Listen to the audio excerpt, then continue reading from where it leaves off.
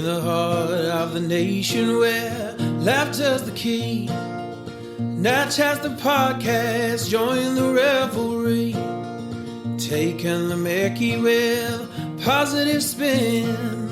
Country folks unite and let the Nat Chat begin. Nat Chat where the laughter's free, spinning tales about politics with positivity.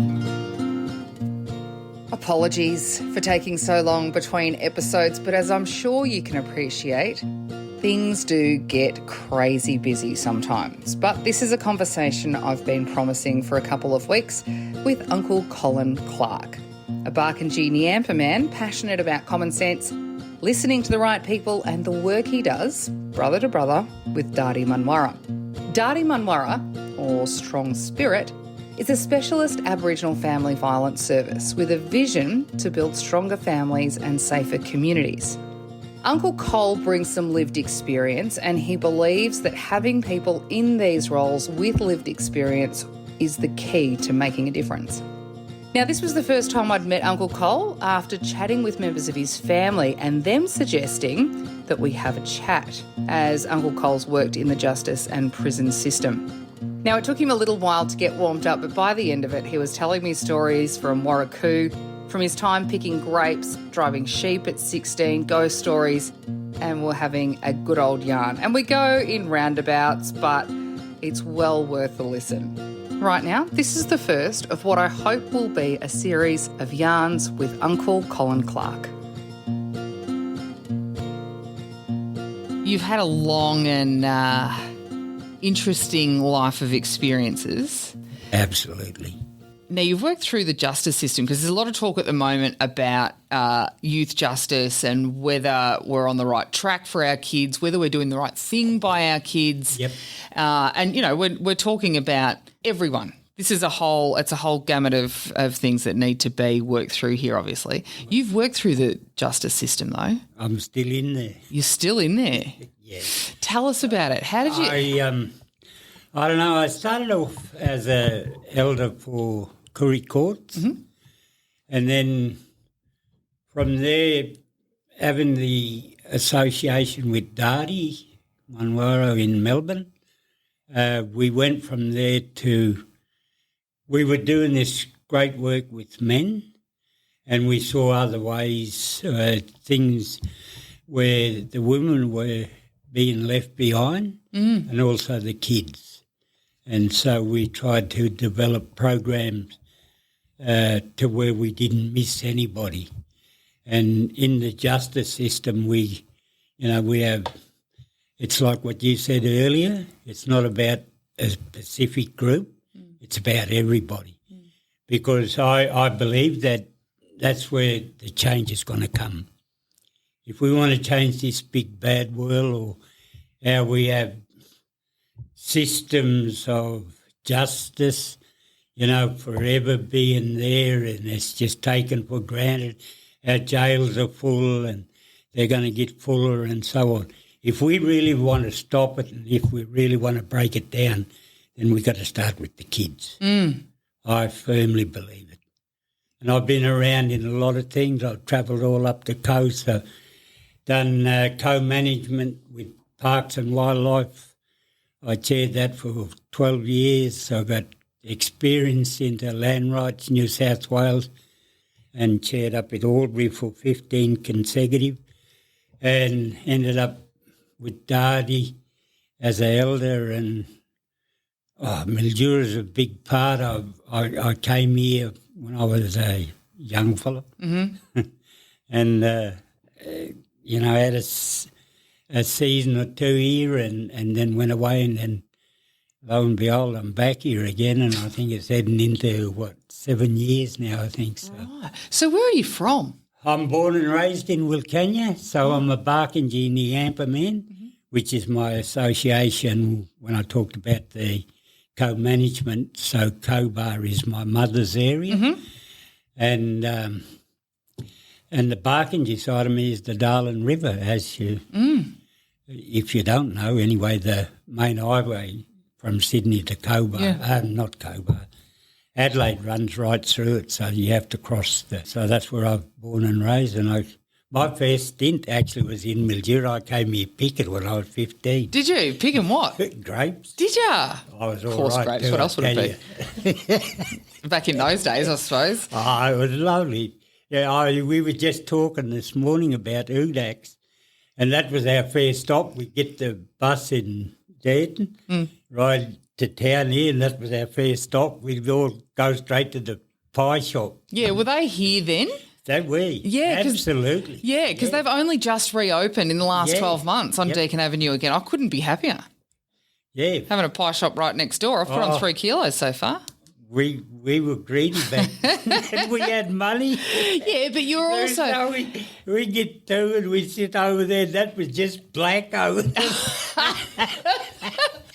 Yeah, but you're also out picking grapes. You were earning your pies in those days. They were great days. Yeah. So if you've worked in parks and wildlife and throughout you've seen a lot of changes. I've seen, yes, absolutely. Have you helped shape some of that change? I like to think I did. Yeah. In parks and wildlife. In what regard? Just the way they do their business. It's not about the government side of that. So Parks and Wildlife, as you very well know, is New South Wales government.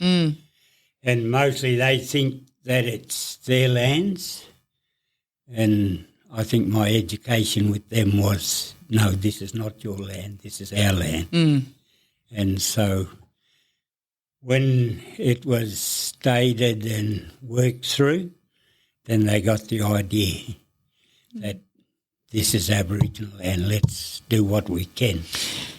Do you see much of a difference? I don't know how much you know about this side of the river, but they are very, very different in how everything operates and how everything's run as far as state government organisations go.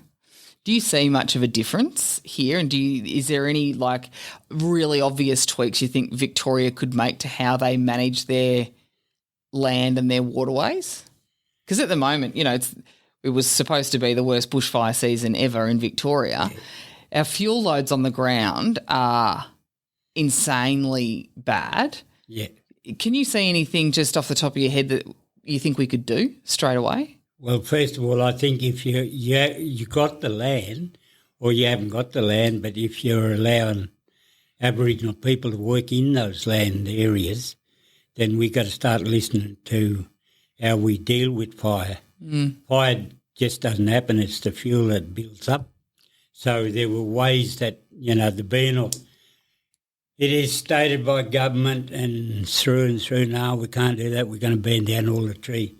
To me, it's a lot of bull. And can I quote you on that? You're on recording anyway. Absolutely. You can quote me on everything I say. It doesn't matter. I have nothing to hide, and I like to speak the truth. So if governments allowed us, New South Wales or Victoria, to be able to advise in those areas, then there wouldn't be so many fires. Because the real problem with stuff is what's on the ground, and that's where it starts. And, there's ways of cleaning that. You don't have to go around with a rake. No. Even though I did that up in Wilcannia around our house. Yeah, around the house. When you're doing thousands of hectares. Yeah, that's it. But back burning's a good thing, right? Burning's a good thing. Yeah. Because what it does is revegetate. Sometimes you have to do that to make the seeds pop out, so you're getting the right things that are grown, not rubbish. And that's what we get. We get a lot of rubbish now, and when it dries off, then it just becomes a haven for bushfire. Yeah. And you know what happens and how many people lost homes and lives and things like that.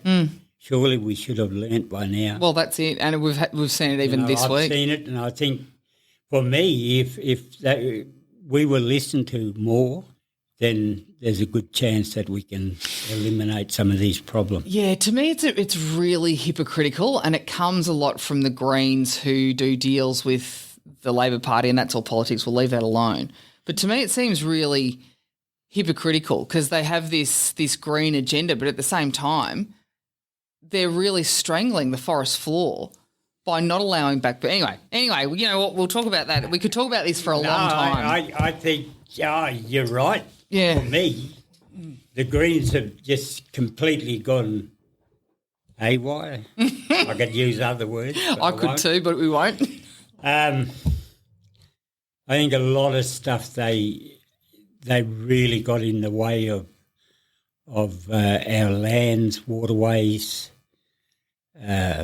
trees, forests, the whole of the environment, different things, you know.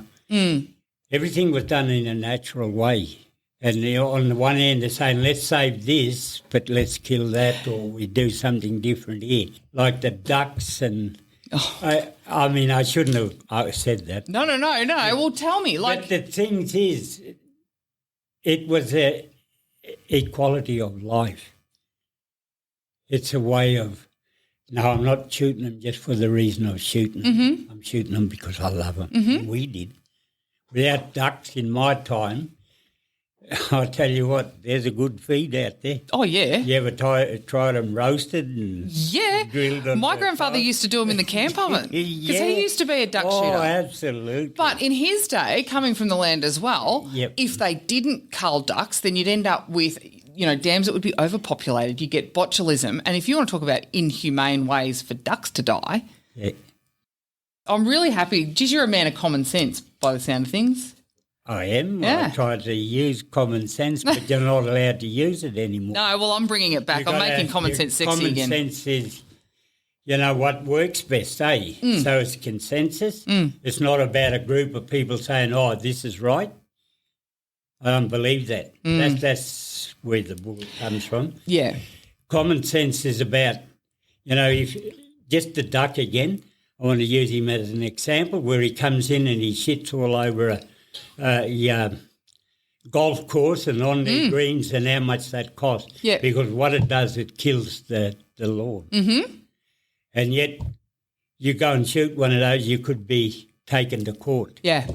Or have your guns taken off you or something else.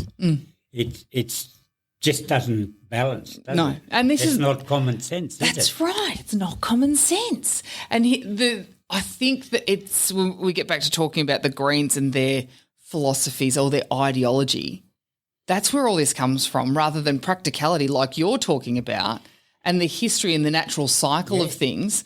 All of that misplaced ideology, I think, is having ill effects. Do you agree with that? Absolutely. I've been home for a couple of months from out of Melbourne or been in Albury or at home, I should say. Rather than Melbourne, I'd go down there on 2 to 3 month stints. Yeah. And this beautiful place where they put me out at Manda, it's like a palace. It's built on a hill, so no houses around me for at least a kilometre. Yeah, right. But the place was an old fella's property, and he willed it when he passed and his family back to the Whittlesea Shire to be left as it is. But the thing is, on that property, it is overrun by kangaroos. So here's where the common sense comes into it. So guess what's going to happen? But you wait till somebody loses their life where they come out of that property and now they're building right up close to it, to where these kangaroos are now feeding on the lawn. Because a kangaroo, he's a very smart person. He likes the best. If he's got grass over here, that's not going to hold him there. He smells something over there. He wants that. And so they're going from the property onto people's lawns now, on streets. So somebody's not expecting that. Of course they're not expecting it. Wait till they hit one of those or somebody gets hurt. Where's the common sense then? Who wants to protect the kangaroos? I'll tell you another thing about kangaroos. Without them, I may not be here because that provided me with the monies and the growth to where I am here today. With the pelts and things?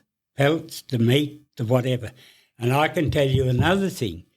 No matter how many times you went to that paddock there was just as many if you went back 6 months later. So the whole idea of protecting them is developing a plague to where it becomes you can't handle it. You got streets in Melbourne, and I know their main highways, Penny Road. Kangaroos are going to be hopping out onto those because they're that close to it. We've seen that already. You see every now and then you pop up on Channel 7 News and there'll be a kangaroo on a suburban street in Melbourne, and you're dead right. If we can't control them, if we're too controlled in what we can and can't do, then of course they're going to get it. It just upsets the natural flow of things, in my opinion. But again, that's common sense, Uncle Col, isn't it? Surely is. Surely is. Unfortunately, common sense is not that common, but I'm trying to bring it back.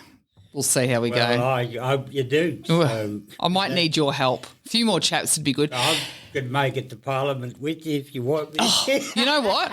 We might talk. Don't laugh. That actually might, you know what? For you to come along and actually talk some, I mean, I'd like to say you could talk some sense into the Greens. I don't know whether you can, but I like a good argument. I could tell. Well, you know what? That might not be such a silly idea. Now, you said you were spending 2 to 3 months in Melbourne. What exactly are you doing down there? Well, we do. So I could be there, and I might be just advising even the workers, because at times most of the workers there are Aboriginal, and then we have some, from non-Indigenous sides, which helps to blend it all together. So where is this? In 558 High Street, Preston. Yeah, but this is one of the organisations that's actually making a difference. Yes. In the lives and that sort of generational change and things that we need, right? Yeah, well, this was the only one, and there's other ones now, organisations that are stepping into those areas. I started off here at Warrakoo through MDAS, men's programs out there, and then from there to Melbourne. So Melbourne, I was doing the prisons, just going in and see a lot of our men get into those. And it's a moment of time that they made a mistake, or even some of it is really big. There's, I don't want to talk too much about what they do or what they've done, but, they made a mistake. And it's like for them, the systems then get hold of them and it tells them you're not worthy of anything. Yeah, and that's not what we need. You're just, you're no good. And so that's what our men believe. What we're saying to them, yes, you are good. Two of our main managers in Dardi Munwarra are through the prison system. Really? They're the two of the best that actually lived the experience. Went through the systems of everything, Dardi programs, and two of our best managers. Do you work at all the prisons around Melbourne? Yeah, most. Yeah, do you? Barwon, the Max. Wow. You'd have some stories from Barwon, wouldn't you? I would, but that's their story though. That part, so the prisons was that part. So what we'd do is saying to them is, no, you're not rubbish. Yeah. We want to work with you. We want to, help you, provided you're willing to help yourself first, and then we can point you in the direction of where you can get that help. And in Dardi, we got the best drug and alcohol psychologists. We got it all there. And if we haven't got it, we'll find it for you. Yeah, right. And do you go looking to find those sort of resources in people that have been through the system with that lived experience and they know what works and what doesn't work? Well, they come through the system, you can pick up on them. Yeah. And, because they'll engage. They tell you everything you need to know. You don't have to be questioning them. Yeah. They'll tell you. And if they're fair dinkum, you'll pick that up as well. I want to do this. I want to look after my family better. I want to be a better community person. I want to be able to do this better. Okay, we got all of that. Let's work on that. Yeah. They tell you. And you know which ones then you can put an extra effort into it. You can also pick up on those that are only what we call kapu, he's not real. I was talking to someone the other day and his nickname was, I can't remember where he was working, but his nickname was Gabu. And he goes, for a long time I thought that was a compliment. And I went, even I know that's not a compliment. So you've got the drug and alcohol program. You've got a domestic violence program as well, you said? Yes, mainly domestic violence because there's a lot of it. Yeah. I did the court yesterday and a lot of that stuff comes through out and it's shown up. And it's not just a Pacific group. It's happening in, it's everywhere. in society right across the board. Yeah. And I think that tackling it, like the preventative programs, that should be helping to, stop it before it even occurs. And I'll get your opinion on this because the more people you talk to, the more people you say, well, there's lots of service delivery and organisations that are funded to deliver programs, but their KPIs, they're not funded to deliver outcomes, and that's a problem. What do you think? Oh, it is. Not everyone's cut out to do that type of work. Yeah. You're either made for it. I don't care. I don't have any paper to say I have a rights to be able to discuss or to talk with somebody in their being a psychologist or about their drugs and alcohol.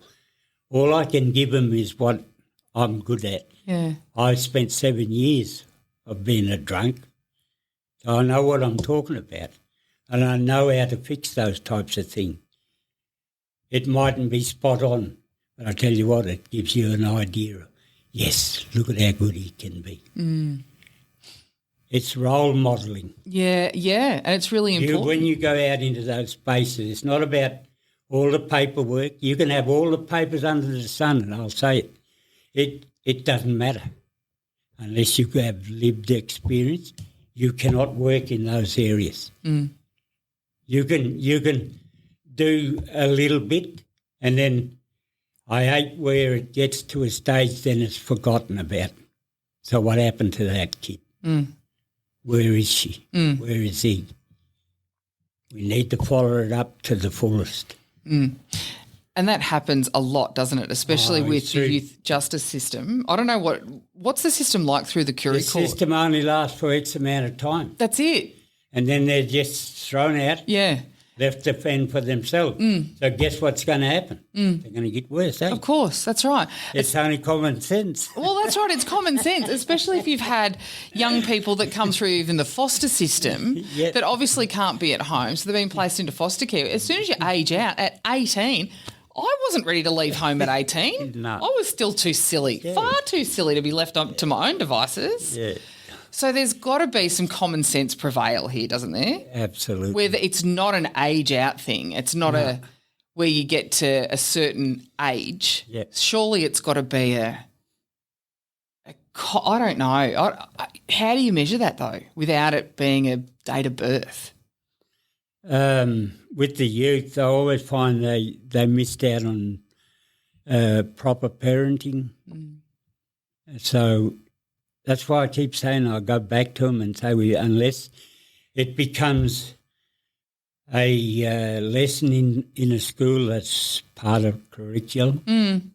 As in life skills? Life skills. Yeah. And those types of things, even down to identity. Culture gives you a real identity. And when you've got a strong identity, gives you a strong heart and a strong spirit. Yeah, that's a really interesting, and I think that applies to everyone, regardless of background. Yep. But you're absolutely right. I've never actually heard anyone articulate it quite as well as you just did. But you're absolutely right. Once you know who you are and where you come from, all of a sudden you've got something to stand for. Absolutely. Yeah. If you go and you'll fight for that. Yeah. I did. Yeah. Oh, I got absolutely. no problem. Yeah. What do you mean you used to? What do you mean you fought for it? There's a story there. I want to get a yarn out of you, Uncle Col. Give me some stories. I didn't answer what you wanted about the kid. So what we did, you've deflected again. That's 3 times you've just hit it away. And I'll come back to it. But the kids are looking for somebody they can trust. And I know I'm not the thing, but I just love it when the kids, react for me. They love me. I know they love me. That when I can sit with them and we can talk just as a father or a son or a grandfather, they love those stories. And that's what makes me always with the kids. That's where the change has got to be in there. I had 2 little lads in Melbourne. They're still down there and I'm up here. But I used to take them to the justice forums with me. They'd bring me up and they'd say, Uncle Col, can you come down and do this? Yeah. I said, you don't mind if I bring a couple of the kids with me? No, it's okay. So I've got a plan already. So I take them down and I let them do this stuff. Yeah. They just take this place, the space over. The one fellow was on the table taking photos of them all. But I tell you what, you asked them a question. They were spot on. Yeah. Spot on with this stuff. Yeah, see, and it's sometimes these kids are so smart. Oh, yeah. It just hasn't been, I suppose, is it a lack of opportunity or is it? Yes. Yeah. They don't get the opportunity because it's not taught. We had that in the school, and I love what you said about it's for everybody. I did a class with Dennis Mitchell, 52 kids he brought to me out at Warrakoo. Yeah. And I think, what the heck am I going to do with these? Yeah. But I had a few artefacts and different things there, and I had some tapping sticks there. I'm going to get them to paint, so I sort of had a little bit. But they got there and they just hammered me. But it was beautiful. A little African fellow, why you got this and why you got that? Yeah, because it'd be so different to him. And then other little kids, and for 2 hours I entertained those kids by myself and the teacher was sitting over there. They had a ball as well because they didn't have to do anything. Yeah. Those kids, they just absolutely loved it. Yeah, I was saying to Misty yesterday, it used to be lessons when I was at primary school. Yeah. It was lessons for us. Like we'd have an elder come in every week and he'd take us out barty grubbing or painting clapping sticks or whatever it might have been, or just telling stories and teaching us how to light a fire, which are skills that you actually need. Like now I can strike a fire better than my husband can. Well, that's good. But that's a skill that I learned at school because it was part of it wasn't part, and this is the thing, right? The government wasn't, there was far more flexibility in those days, and this is in the 80s, for the schools to deliver community-led curriculum. Yeah. And that, again, from talking to a lot of people, is another thing that I hear coming back, because every community is different. So if we start letting the community lead responses and lead ideas rather than listening to bloody bureaucrats or politicians. I know I am a politician, but this is just kind of where it's led me because this stuff matters to me. Like, why are we listening to the wrong people?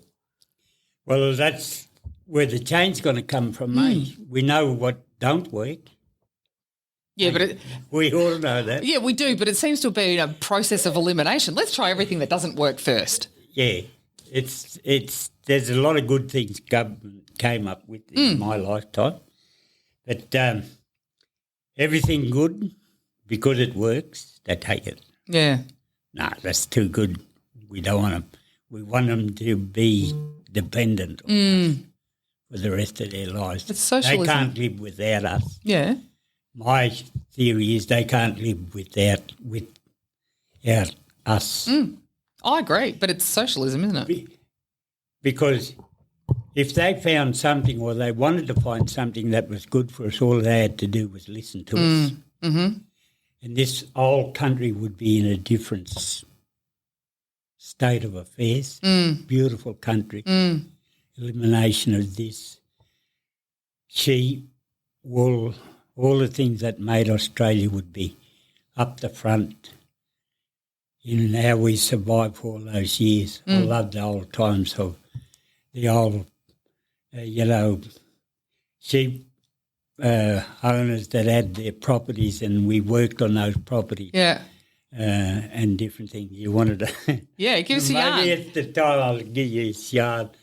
I grew up in a really big family, so 14 of us. 14 kids? Yeah, 14.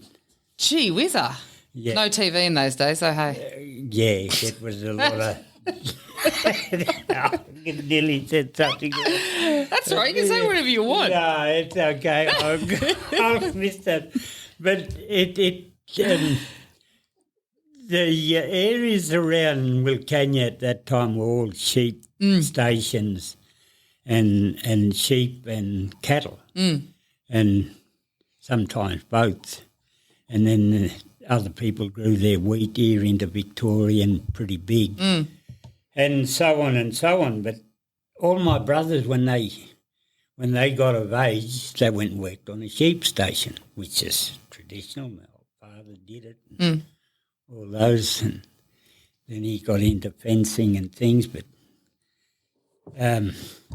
so they all did it, and so when it came my turn, and I'm second last out of these 14. Yeah, right. So it gave me a lot of time to think about things, and they always reckon I was a little mongrel anyway. Well, you're the second youngest, of course you were. So I learned a lot off my brothers, I tell you. Yeah. And like there were times when, I used to say to them straight out, I know you're going to flog me, but I'll tell you what, I'm going to have my go at you first. Were you quicker than they were? Yeah, well, for a little while till they got hold of you. So did you end up going to work on the sheep stations or not? Yes, so I followed in their footsteps, came down here 15, did the season, went back home and got a job on a sheep station. Yeah. 60 mile out of town. I'm just 15 and a half.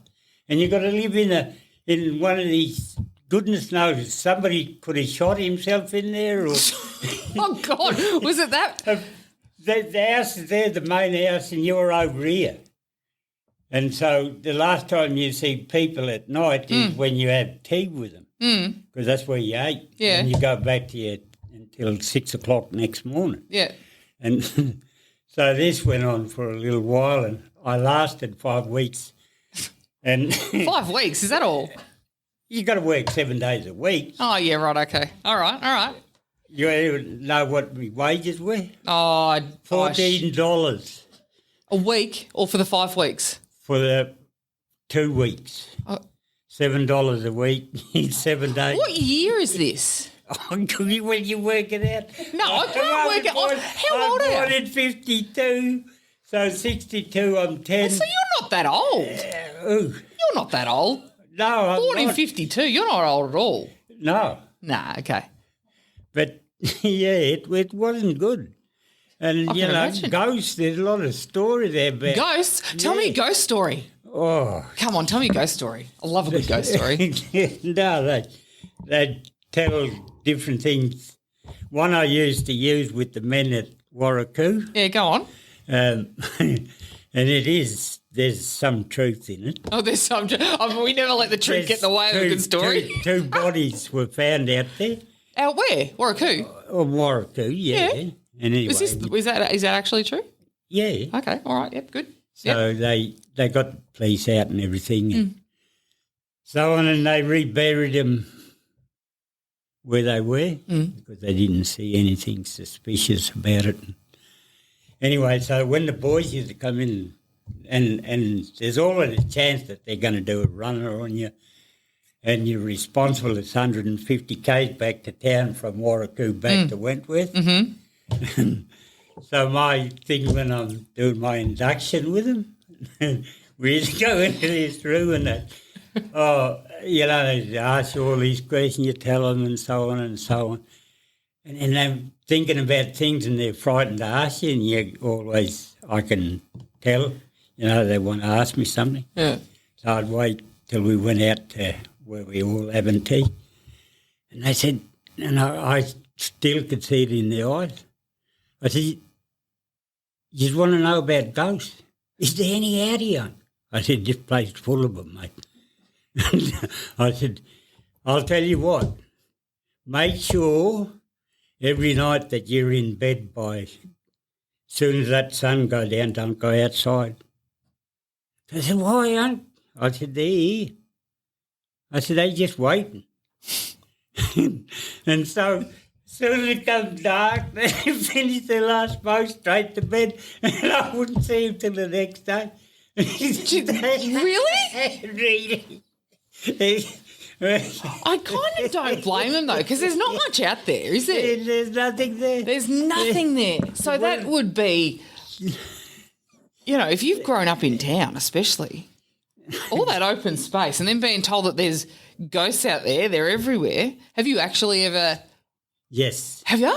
Yes. When I was 16, probably out at Fletcher's Lake Road. Mm. There was a property owned by Ron Thompson. Mm.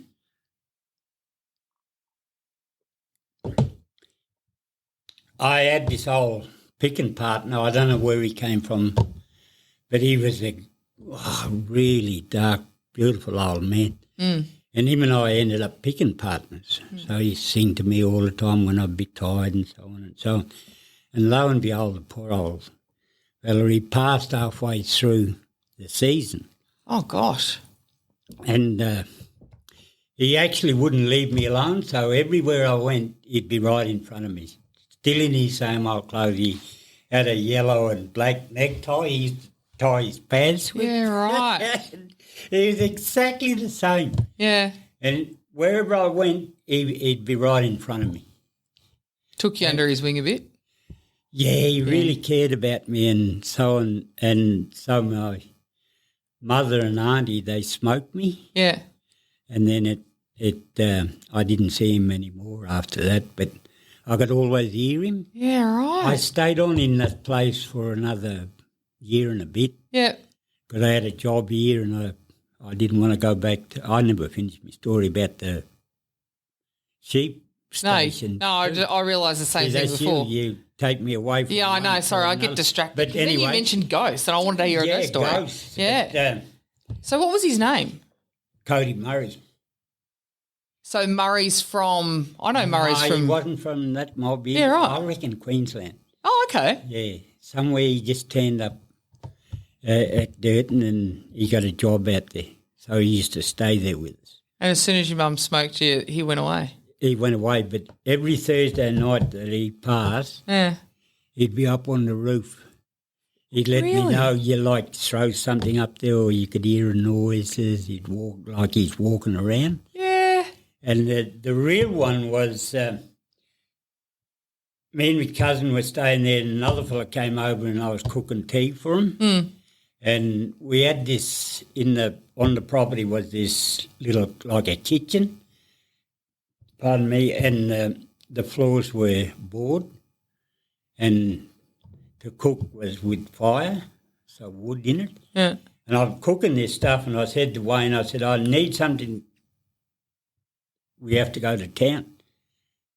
And I thought I'd close the stove and because I had it really, wood could fall out on the floor and it's going to catch on fire. Mm. And we get halfway to town and I said, Wayne, go back. I said, I didn't close the door on the stove.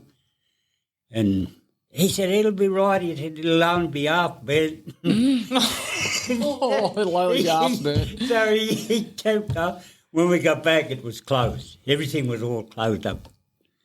Really? Really. Wow. So he was looking after you? He was looking after me, yeah. So I believe in that stuff. Yeah. In the spirits. Yeah, well that's There's good and bad. Yeah. It's a real cultural thing though, isn't it? Oh, absolutely. It's real. But for me, it was just when I was doing that with the boys at Warrakoo, it was saved me sitting around watching them all night. I just tell them to scare them to sleep. It was half a truth. There were things up there. Yeah. And I mean, you sit there and you could hear different things, even when I was in Melbourne, where I stay at that palace. Yeah. There's somebody in there. Oh, I'm sure there is. He hasn't left there yet. You'll hear him up on the top in the daytime. There's upstairs and downstairs. Yeah.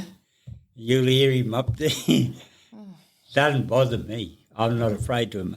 After that time when my mother smoked me over that, and my auntie, spirits like that doesn't bother me. Yeah, right. Same as my father. He used to see things like that all the time. Really? Had an auntie, she was completely haunted. Yeah. Like my father seen her and some of the eldest brothers and sisters, where a thing had just poured ashes all over her head because she was doing the wrong thing by the Barkindji Nation.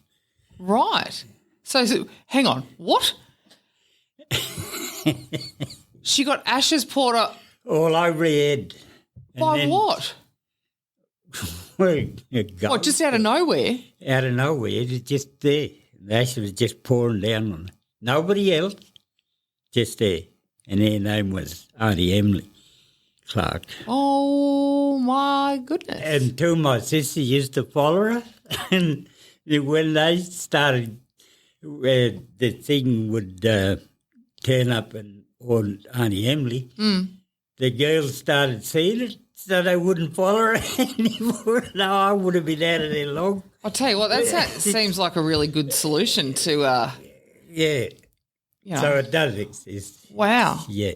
Oh, I have no doubt. I'm not... In that one about the sheep, I'm over there. And so there's no...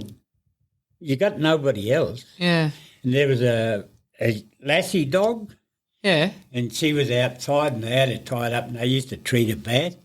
So I tell you what, her and I become the greatest of friends. So I got her straight inside. Really? Yeah. Used to let her sleep near the fire and I'd leave my door open so I could see her. And she would do anything for me, that dog. Yeah? Yeah. Was she tormented by the spirits, did you say? I don't know. Yeah, right. But Aaron, I've never driven a mob of sheep by myself. I was only 16. Yeah. I didn't know anything about this stupid thing. Except they taste good? Yeah, that's the only good thing I liked about them. True. And so we had to take, I think it was 2,000 head from one place to another. And there was only me and that dog. And I was saying, looking at the follower, how do I do this? He packed me lunch. He said, I'll pick you up at such and such a spot. I think around about 5 o'clock or something. Yeah. And pick you up there. And anyway, we drove the sheep down there. In what, a ute or a truck or I had horses? one of the little Willie Jeeps. Yeah, right. To drive. Yeah. Oh, that was fun. I bet it was. For me. Yeah. So just on your own? Yeah, me and that old dog. And that's it? That was it. To drive 2,000 head... The sheep down to take them from the yards where they were dropped off to a tank for water. You're kidding? At 16? At 16. I wouldn't let most 16-year-olds drive an electric scooter these days. Oh, they were paying me $1 a day, remember? Gee whizzer. That was big money in those days, surely.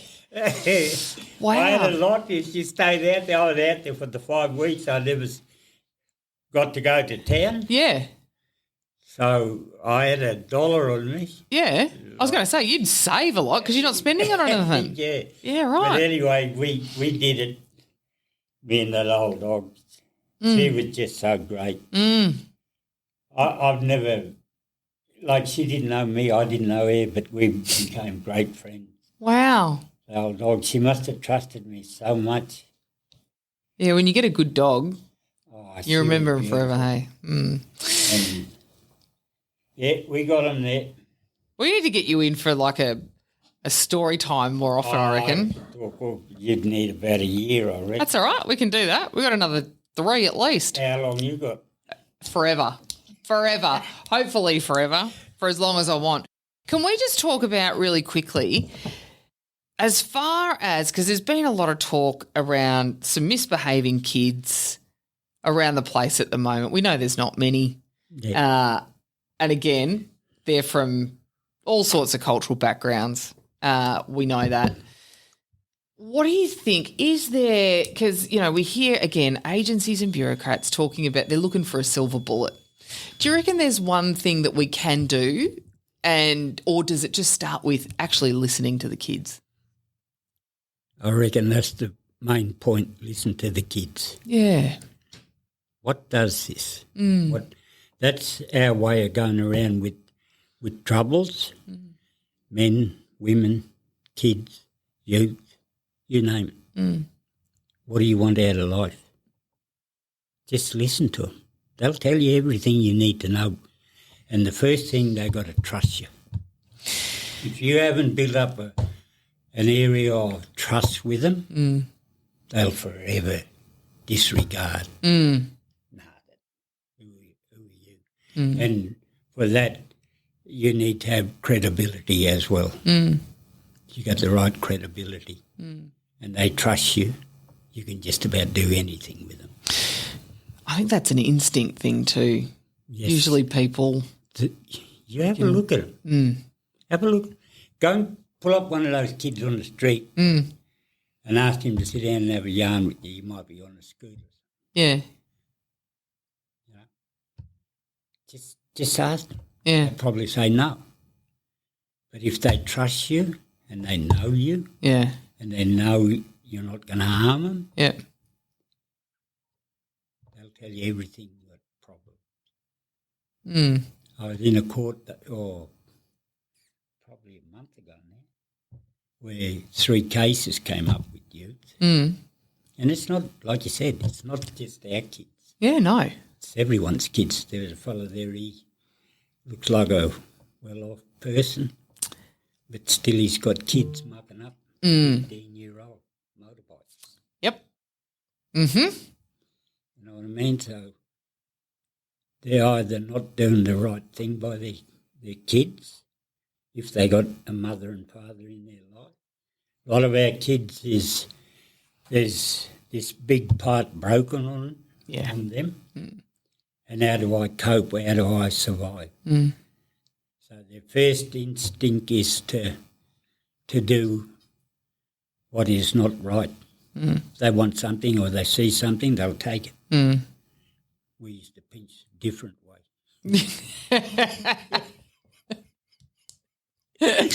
I talk to a lot of good. Yeah, but it's that role model thing. When you talk about being a positive role model, if they're hanging out and they don't want to be at home or they can't be at home and there's not a positive role model, that's where people like you come in. Well, I'm only one old man. Oh, exactly, I know. But this is where, we were talking about this yesterday, you've got organisations that offer that sort of thing. Yeah. And as long as the right people are involved, like the Clontarf Foundation, like Stars Foundation, that kind of thing, if the right people are involved in those, they can actually work wonders. Absolutely. For those places, they need to have that Aboriginal person in there. Yeah. And they need to be run rather than sitting on the side taking orders from, I'm not prejudiced, from some white fella or white woman telling me what to do. I get my...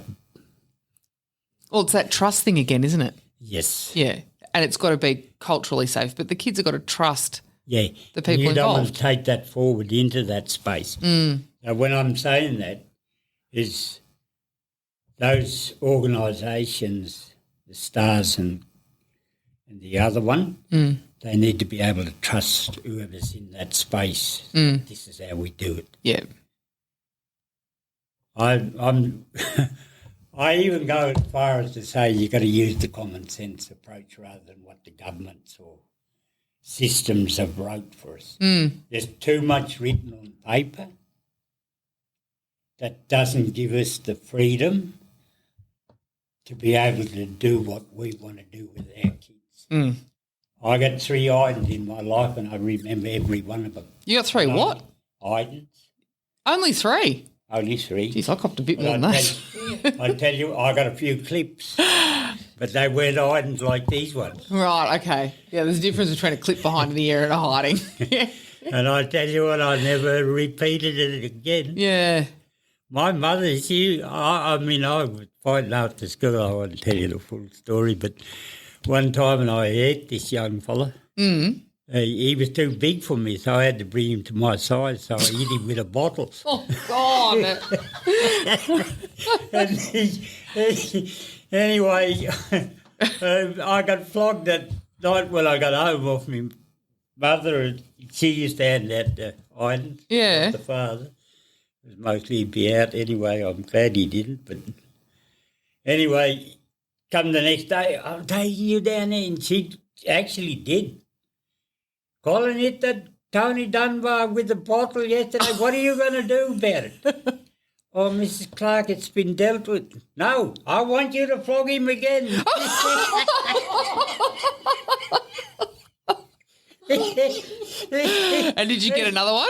Was that number 2? No, he talked his way out of it. And Mr. Angelo, he said, no, we can't do that, Mrs. Clarke. And I was thinking, yeah, good. Oh, gosh. But you know what I mean? Yeah, we can't do that anymore. You can't do that anymore. No. And I mean, that's not the thing. There's other ways around it. But you've got to be firm with your kids. Kids are telling their parents these days, go on, you touch me and I can take you and have DHS. What a load of... Yeah, absolutely. Yeah, but that's what happens. And actually... That's the system. Yeah, exactly. I hate systems. Yeah. We've been told all our life, in a lot of things as Aboriginal people, we've been told, pushed, shoved, poisoned, you name it, shot at, killed, massacred, you name it, and we're still here. But do we hold the grudges? It's always somebody else still doesn't like us, still won't accept us, that we're a human being and all we want to do is be friends. Yeah. We want to survive in this, in a country that there's enough room for everybody. That's all we want. That's it. That our kids, everybody's getting looked after. You know, those times of coming here picking, well, it's about the picking. The picking was good, but we met up as groups of Aboriginal people. But all the old blockies and their children, and when we went to town, everybody all respected everybody. Yeah. Because we were all working together. Yes. For a common cause was to keep the town going. Yeah. By selling the grapes, by picking the grapes, drying it out. Yeah. So what happened? What upset? Because my grandfather used to talk about the same sort of thing, that everyone used to get along and we all worked together. What happened? What upset the apple cart? The systems that were put in place? Systems never work. Never work for anybody. Well, I think it's human nature to not, unless you are one that subscribes to the government running everything, but I think it's human nature to go, don't tell me what to do. Yeah. Isn't it? Yep. Like, just give me some freedom. And I think you're absolutely right. If we actually had a bit of freedom to be able to offer up solutions and be able to work, like all these frameworks and the bureaucracy that we get tangled up in ends up distracting from actually the greater good and what we're trying to achieve sometimes. Yeah. Well, you know what, Uncle Col? Let's work on bringing some common sense back. Yep. And making it a little bit more common. Thank you for having a yarn with me. Will you come back? I certainly will. Excellent. I can't wait. Absolutely, yeah. Excellent. I like a good yarn. Yeah, so do I, clearly. And you'd be full of them. Bit of good too. I can throw some of that in. I can't say thank you enough to Uncle Col for coming in for a chat. Also to Misty, who suggested that we have a chat in the first place. And I hope that this is the beginning of plenty more in the future. In the heart of the nation where laughter's the key, Natch has the podcast, join the revelry. Taking the Mickey with positive spin. Country folks unite and let the Nat Chat begin. Nat Chat where the laughter's free. Spinning tales about politics with positivity. Music written and performed by Mick Harrington, recorded at Parliament House, Melbourne. We acknowledge the traditional owners of the land on which this podcast was recorded and pay our respects to their elders past, present and emerging.